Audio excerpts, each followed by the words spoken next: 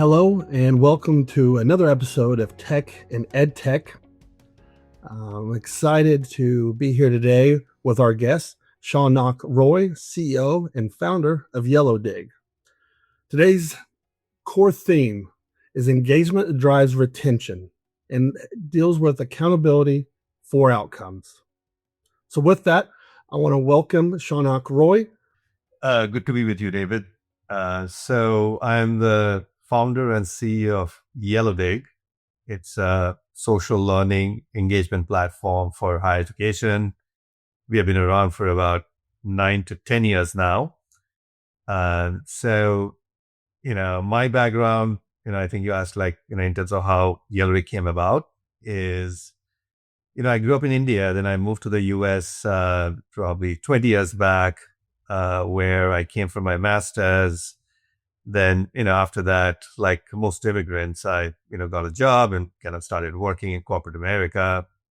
Had a good, real experience through that process. But about 10 years back, I was in this phase in life where had to make some choices in terms of whether I continue to grow in my corporate career, which was going fine, or do something new and drastic and, based on my passion or personal interest. So I chose the later, founded YellowDig.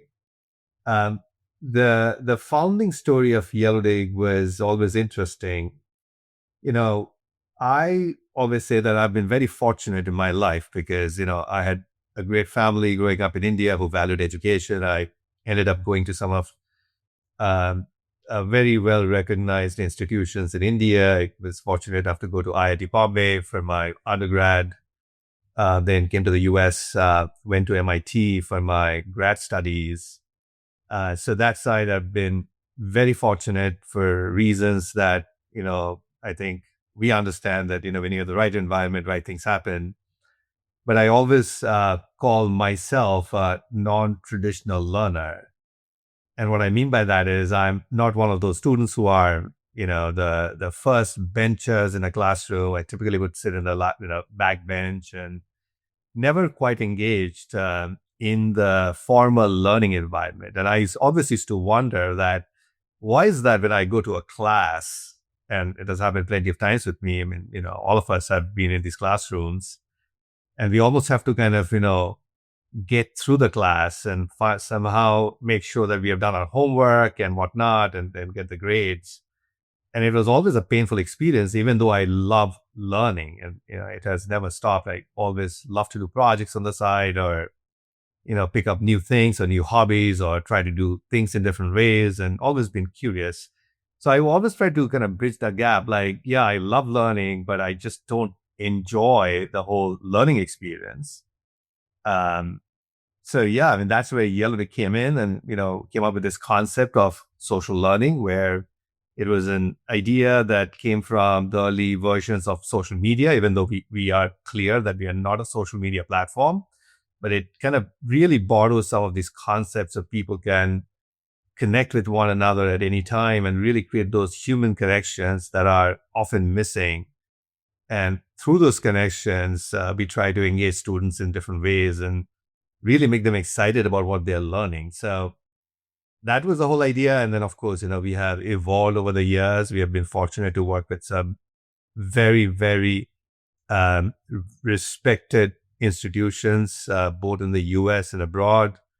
Have worked with many very talented faculties and administrators who have helped us to design the experience that we have today. So yeah, it's been a long journey and I would say quite a rewarding journey to come to this point. That's fascinating. It's so interesting. You've mentioned the journey, and something that I am curious about is since you first started, how has the conversation around student engagement changed in higher ed? When I started, and that was mid 2015, 2016, those years, I would say the big difference is that engagement was nice to have back in the days, whereas now most of the conversations that we have is engagement has become a must have. And, it has something to do with, we have gone through this massive pandemic in 2020, a lot of behavior change at that time, with a lot of growth in online and hybrid learning where it's, more difficult to engage students, probably has to do with that, as well as, we all hear about how difficult it is to kind of admit or find new students for most institutions, like not for the Harvards of the world, but majority of the schools and colleges that cater to regular students are having a harder time to, recruit students. So all in all, the need for engagement has substantially grown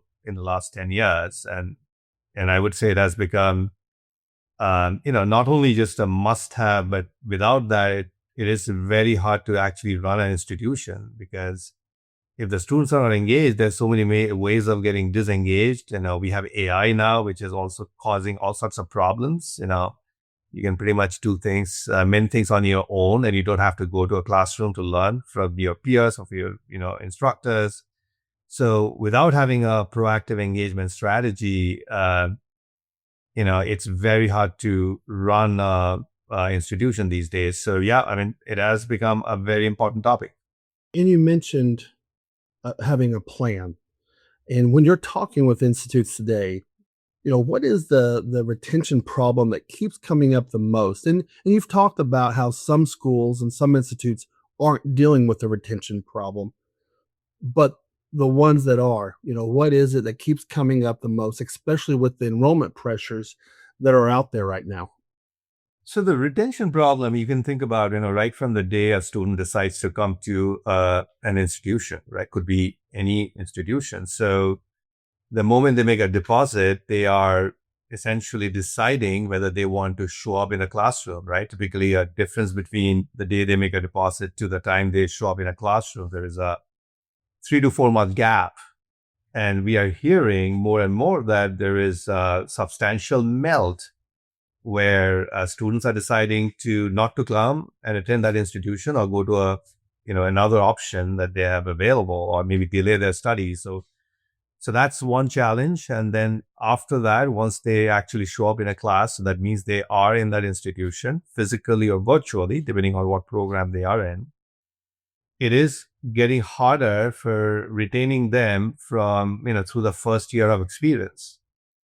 Many students, when they start taking the first course, they may decide that this is not the right program for them, or they may have questions on the value they're going to get through that experience, or they start to kind of do different types of calculations, whether it's a right investment for them or not. So that's also leading and becoming a more of a challenge for many institutions. So kind of measuring that first year experience is quite important.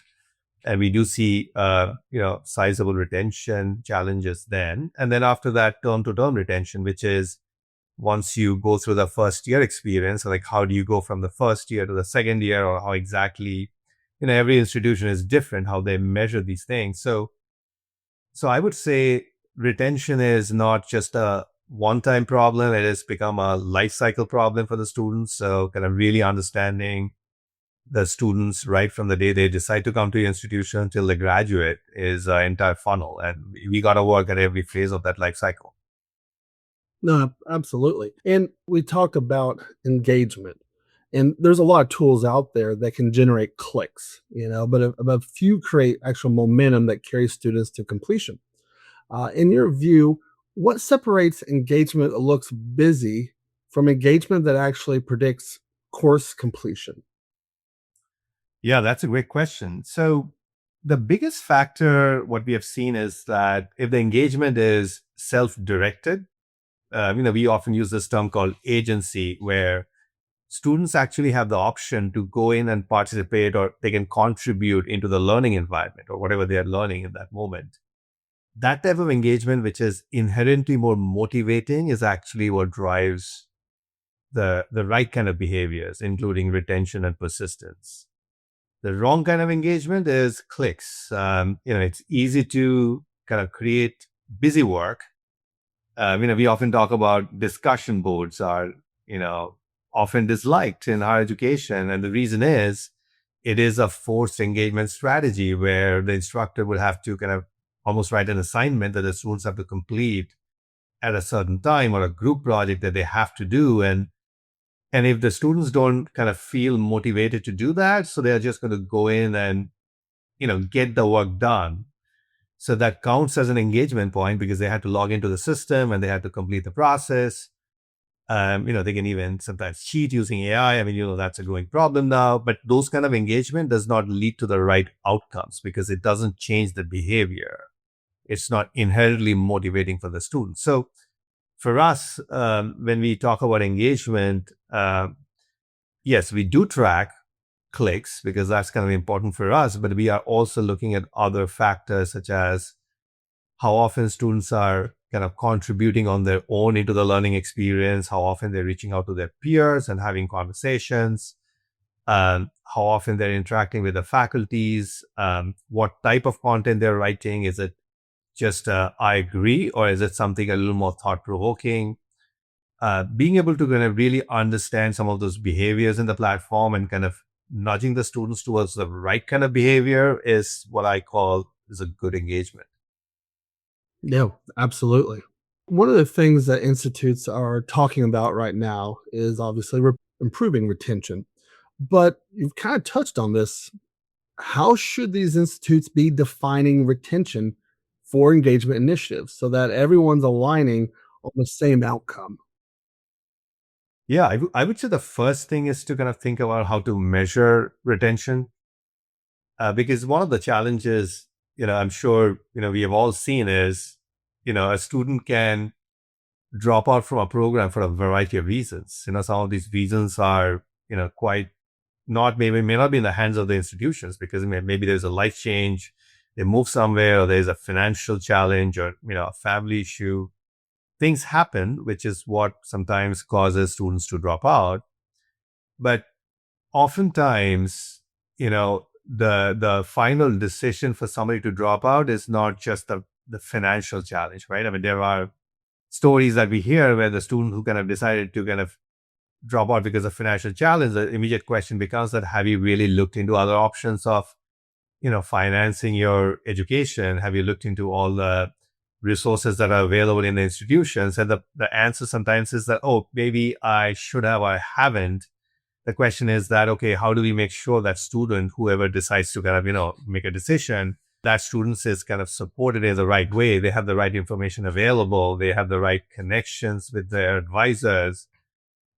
Those kind of challenges sometimes is not visible because we only look at the dropout data, but truly kind of understanding student behavior from as many different systems as possible is quite important for us to kind of really answer the question of retention improvement. And then the other thing we also like to do is to kind of really try to, do studies with our partners where if they are open to doing a study where we will kind of, let's say, implement our platform and try to see how our platform is changing behavior in students. And if those students are more likely to complete the courses or retain, I mean, those kind of studies are more difficult to do, but those are the best ways of really understanding if a solution is actually having a retention impact. What's not good is that, it's very kind of easy to kind of think something is actually working, but when you really dig into the data, it might look like that it's actually not. So just kind of because something seems like the right idea or a good idea doesn't mean that changes behavior, right? I mean, that's kind of the reality.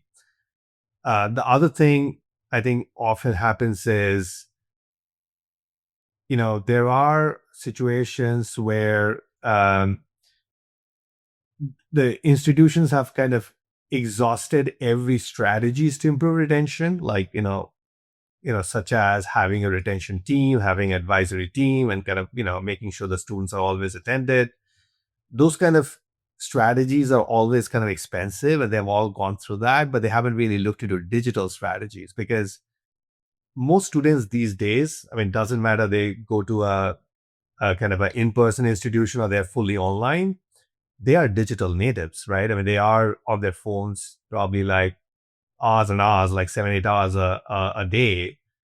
So kind of really thinking through their digital experience carefully and seeing that if that experience is actually conducive to an environment where they're going to more likely to retain is a very important factor. And as you know, in higher education, that has been a challenge for quite some time because most polls will show you that the net promoter score of various tools that students use are not very high, and that's a problem. So, for us as a tech company, I mean, we try to dig into those kind of data. We try to understand what's working, what's not working for them, and then trying to kind of really target parts of the student experience, which could be fully online or hybrid, and really try to engage them through those processes. Like, for example, a student may not show up in a faculty hour, or maybe kind of show up with a meeting with their advisors, but they are more likely to kind of respond to a nudge in their phone,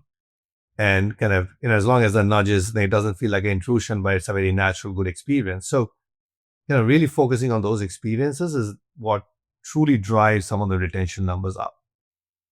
Yeah, and I don't want to keep talking about retention, but it's so important. Obviously, in the higher ed space, with the enrollment numbers the way they are today, and in this space moving forward.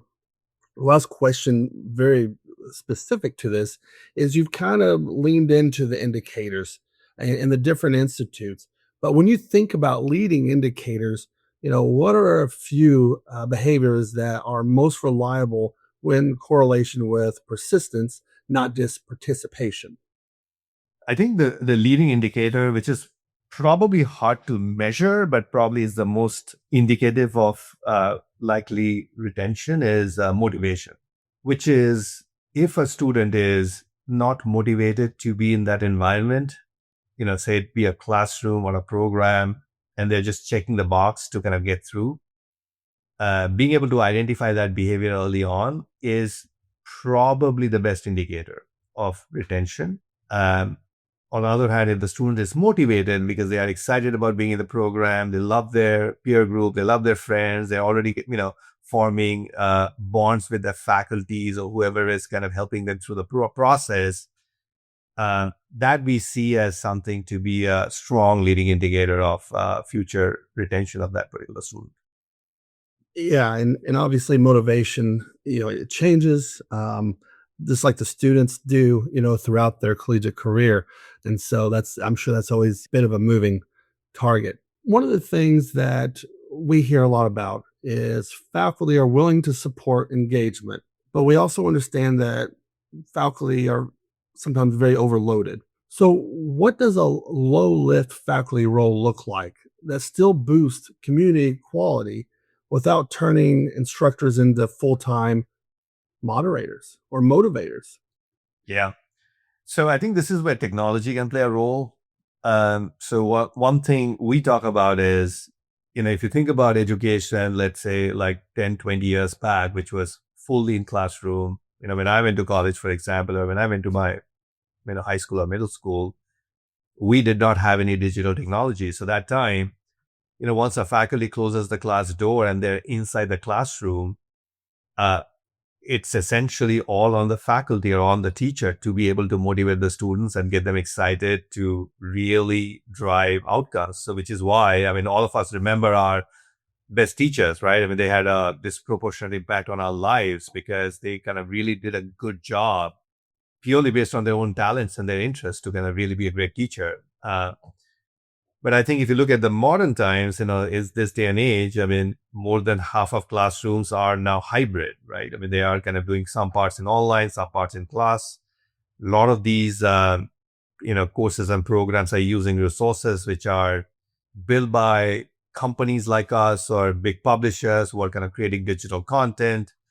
So right now, there is a heavy reliance on technology, which could be bad or good. So I think the point I would like to make is that the role of technology in making sure that the faculty experience is good, and not only the faculty experience is good, but they're not overloaded, as well as is designed for the right outcome for the students, is quite important. So, like for example, in our case, we use gameful learning to reduce faculty load and improve student engagement. If you may ask, how does that happen? And that's not that different from if you have a great group of people where students are able to kind of really engage with one another in a meaningful way, you don't really need a faculty to kind of, instigate that conversation because people are engaged already. And what the faculty becomes is a guide on the side. They act as another student, right? An ideal student who is going to be part of the community as opposed to be responsible to drive that community, right? That becomes a lot of work. So, yeah, I mean, to that point, I think this is where technology has a big role to play, and it is playing. And I think that's what kind of really gets me excited to see what we can do to kind of make the faculty experience better so that they can do what they love to do. Because every faculty who we made, they get into this profession because they love to teach, and kind of help them do that and support them in the most effective ways, I think is quite important and possible. Absolutely. Yeah. Faculty, they sign up for, a passion, a career that they have interest in, and then that shifts throughout their career. And so by like giving them that support through technology, allowing them to keep with their passion, it makes so much sense. There's a lot of engagement systems that can sometimes amplify the loudest voices and leave the quieter students behind. Now, how do you design community mechanics so participation is equitable and not just dominated by a small subset of students that just happen to be the loudest students? Yeah, no, 100%. I mean, what you're saying is it's very possible. Like if you imagine a real classroom or a real, let's say, seminar where, we've all seen the scenario where there are five people who speaks for like half an hour and then the rest of them, they don't get a chance, or, that there is no kind of equity built into the system, which is, I think, before answering your question, how to do it, I would say that technology actually has a chance because they are not bound by what I would call is like time and space.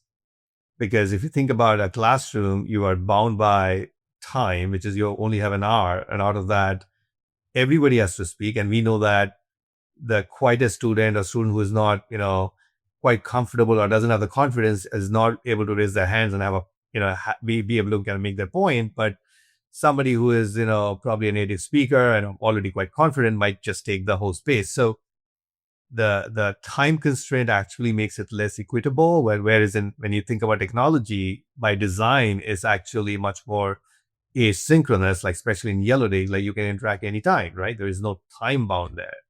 And there's also no space bound, meaning like, in a classroom, we can only fit like 30 students. But no, in a Yellow Day community or any other technology, you can have 3,000 students, right? If you design it well.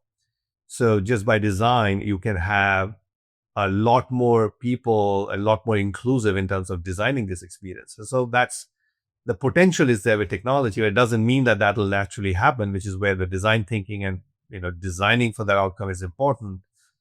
In Yellow Day, for example, one thing we pay attention to is that is everybody engaged in that environment? And if somebody is like speaking too much or contributing too much, we have mechanisms in place to kind of reduce that. I won't say reduce it, but I would say create less incentive for them to actually participate more and create more incentive for people who are not participating. We use it with our point system, our badge accolades, and various other ways. We actually make that happen. We give tools to the instructors to be able to do that. So I think that's what we do as a company. Our goal, one of the metric that we look at is what percent of the whole class, let's say classroom is a community, every individual student is interacting with. Like to give an example, in a typical learning environment, we typically find that one student is interacting with, let's say, 4 or 5 students who tend to be in the same part of the classroom or they're the same group. That could be maybe like 5% of the class, right? So even though they're in the classroom, they're only interacting with 5% of their peer group.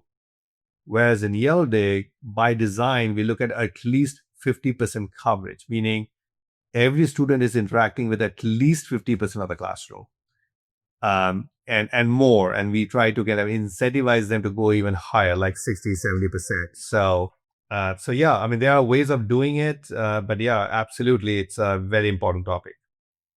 Yeah. So kind of moving on, oftentimes we'll try pilots and they often work really well in the beginning because of the enthusiasm. But fewer sustain that enthusiasm over time. What's the most common reason for engagement pilot fails that sustain over the first term? Well, there are many reasons pilots have failed, but I think the biggest reason I would say is you know, not a good implementation. Uh, because technology can only do so much. There are certain roles that each of the users have to play. For example, training up the users, meeting the instructors if they're part of a pilot, making sure the instructional design team is on board. If it's a pilot, outside of courses, there are enrollment leaders or admission leaders and others who might be involved. Being able to train them up so that they can use it well. I mean, those things I see is the biggest failure point sometimes. Sometimes what happens is, like anything else, like a pilot gets started, but the people who are supposed to kind of be part of that, they get reassigned to another job or something else happens. They don't have the time to invest. And in those scenarios, those pilots can go sideways very easily. Awesome. Well, thank you. Talking about pilots, the first few weeks of a rollout, what are some of those early warning signs in the first few weeks that this rollout's starting to drift? And, what's the simplest intervention to correct that course? I would say it all starts with a relationship with the champion who is responsible for the pilot. Like typically, in our case, when we are launching a pilot, we have a executive sponsor who is sponsoring the pilot, who has a very clear business case that we want to address as part of our measure, as part of the pilot. And then we have an implementation team who is responsible for training and making sure the onboarding has happened properly and they have access to the right data feeds to be able to measure the impact. Having that in place is probably most important, and especially early on, if there are some issues that can happen, being able to reach out to the right people and having a conversation, like what's going wrong. The challenge sometimes is that, if you think about a school, they are balancing multiple priorities, right? In one side, they have to run their existing operation. The classes cannot stop. The students have to be, trained, and they have to do the right things because they have all the priorities in place. At the same time, they're working with a vendor who is maybe, let's say, have launched a new tool, in that environment. So the movie has to go on as the new tool is being tested. So I think being cognizant of that complexity most of our clients are dealing with is kind of quite important, and being able to talk to them if something is not going well. I mean, it's not that difficult for us or any technology vendor to kind of really pinpoint a problem, because we tend to see the issues early on in the data. But I think the challenge is always about being able to communicate that to the right stakeholders and making sure that we can course correct without creating more complexities or damages. So that's important. And the other thing, as a company, one of our guiding principle is making sure that student experience is never suffers, right? Whether they use our platform or not. At the end of the day, we want to make sure that anybody who's using our platform has a better experience, even though let's say they decide not to work with us, but we don't want to harm them in any way. So, really keeping that in mind as a guiding philosophy, so that if we have to have a difficult conversation, in some cases, if something is not going well and we have to kind of step in and fix it, we will do that, with the idea that, we ultimately are catering to the students and their experience. So that definitely helps. And speaking about that, kind of owning the outcome and the mutual accountability, when a campus says they want engagement, how do you translate that into an outcome that's measurable, realistic, and worth being accountable to? Yeah, I mean, it is, I would say, in terms of getting the mutual alignment, I think pretty much, I would say, in my experience, most of our clients love it, because they love the fact that a vendor who is willing to, put their money where their mouth is and be able to actually be accountable for the results, and not just going to blame something that doesn't or didn't work. I think they welcome that conversation. Whenever I had that conversation, and we are having more conversations. We recently made a we published a new release where we said that we are going to guarantee 1% improvement in persistence if they decide to implement Yellow Dig. So that sort of a guarantee definitely is kind of leading to more conversations for us, which is great. But in terms of like actually making sure that we can stick to it and it doesn't fall through, is, it goes back to having that strong alignment. For example, we will set up like regular check-ins with our sponsors and making sure that they're aware. If there are any issues, things change. Like if something has happened in the last couple of weeks and we are seeing some issues, we would want to have a conversation with them and we will make some decisions around, okay, if this is not going well, how do we make sure we can fix it as soon as possible? So being able to have those conversations is what I think is quite important. And that's where the biggest change is happening, right? Because, um, you know, traditionally vendors in higher education, I would say, were seen as third parties who are not accountable in many cases, right? They're only accountable to provide the solution and not really accountable to the results, because they were in many cases not even expected to kind of actually interact with the stakeholders like faculties or their staff. But I think we are changing that paradigm by essentially owning up to the results. And as a result, we are, forming deeper partnerships with our clients. So I do see that's a win-win, but that's a cultural change in many cases. And I think that's something we are happy to do. So I think that's important for us as a company. It's important for the space. And this is where we would continue to make investments. Yeah, the mutual accountability is key for success at these institutes, and working with them to diagnose whether it's an implementation issue, a fit issue. The key is, like you said, you're having those regular check-ins and you're aligning with each other to what's best for the student and the institute, and that's fantastic. Um, kind of transitioning a little bit, what we've been talking about the whole time, underlining, is AI. AI without maybe all the hype.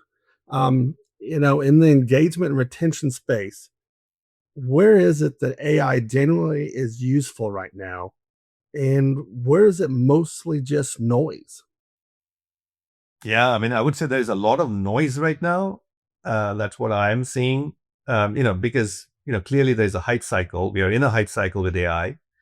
There are clearly some advantages of using AI, but there's also a lot of hype around how AI can transform learning, in a week or, months or, years. But we all know that there's nothing new about technology in education. Even some of the earlier technology innovations, such as or mobile or social or so many other ways we have invented the modern, I would say, IT stack, it still hasn't had its impact in higher education, right? I mean, it is a slow process. The reason is by design, because education at the end of the day is not just adoption of technology, but it's actually creating the right environment for better learning outcomes, better retention, student experience. And those things are a lot more complicated because those are not technology, but those are pedagogy or other deep, deep ways of impacting students. So those are much more complicated than just having AI to solve a problem. So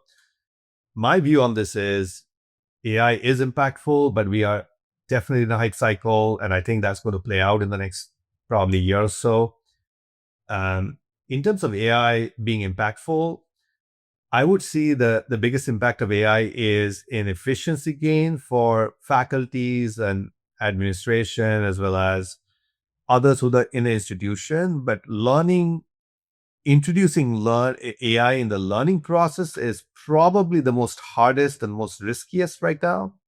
I mean, I have many examples of pilots that had a pretty high expectation around providing, really good support on the learning side of things. But, those pilots are rarely successful. I mean, I've been in rooms where I know that even like 98% of those pilots have failed. Maybe 1 or 2% have actually succeeded. But if you look at the buzz and the funding around it, I mean, probably 50% of the buzz is around it essentially right now. So, I'm not a person who would say that AI doesn't have an impact there. It's going to have an impact, but it's going to be a much slower process because there's a lot of hard work to be done to be able to design those experiences that has a real, high impact. But meanwhile, we are focused on AI as well, but our focus has been primarily on efficiency gain, kind of helping our instructors, our administration, creating AI dashboards to be able to kind of merge data from a variety of systems to be able to kind of see the impact much more faster, quicker. Those kind of applications I have seen a lot more success. So you talked a little bit about some of the success in AI. Here's maybe a hot take. What's one AI related assumption you think higher ed is getting wrong and it's going to become obvious, let's say in the next year? I think the biggest assumption, I mean, this might be a hot take as well, is there's a lot of hype with AI chatbots as a virtual TA. I think the hype started with Khan Amigo, like Khan Academy launched their Khan Amigo chatbot where students can kind of ask questions and get answers. I think what Hired would find is that a lot of the chatbot implementations are so basic, they really do not augment learning. They are essentially what I would call is tier one support structure. So I think a lot of them might actually go towards like just supporting basic Q&A for students. And a lot of the learning is going to move over to much more deeper engagement strategies like simulation or social learning or being able to really build deeper learning experiences as opposed to like a chatbot that's going to give you answers or help you with your learning. I think those are going to be you know may not turn out to be as transformative as we think it might.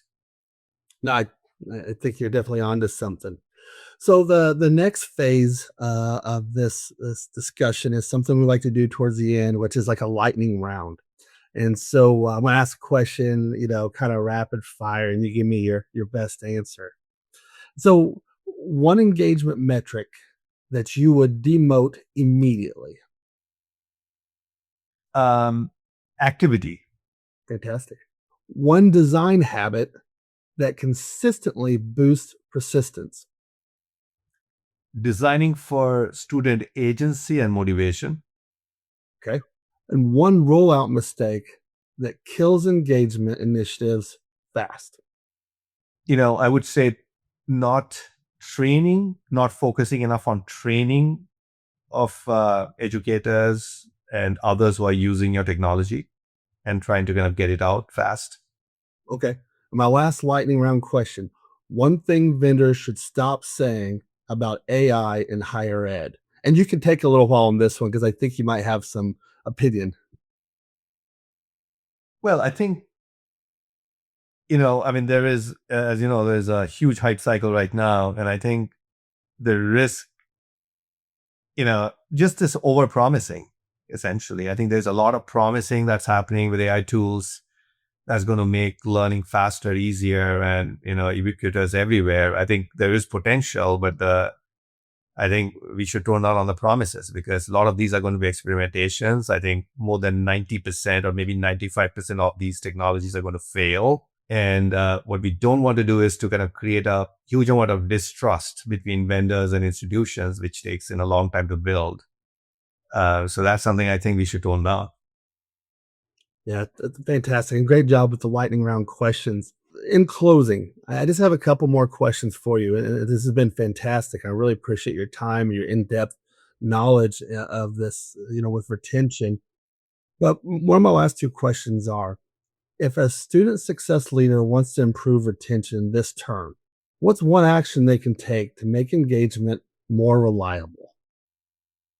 I would say the first thing is to really think about why the students are going to choose them over a variety of other options that are exploding right now, right? Like, for example, you can think about students have now options to kind of pursue a, low cost program or maybe take a gap year or maybe kind of start a startup on their own. That's also exploding.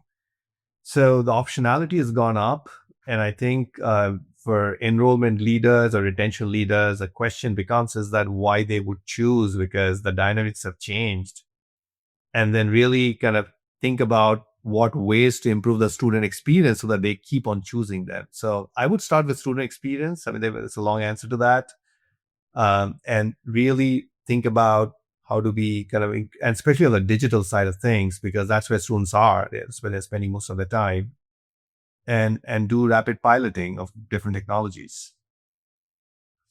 Awesome. And my last question, if you had one piece of advice for EdTech product leaders who want to be judged on outcomes, not features, what would it be?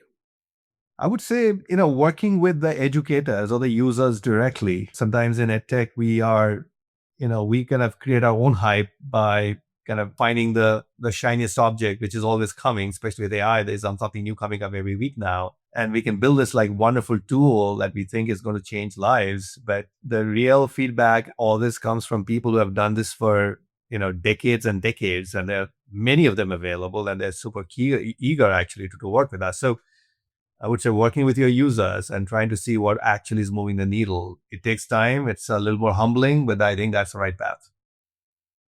Awesome. Well, Shaunak, thank you so much for your time today.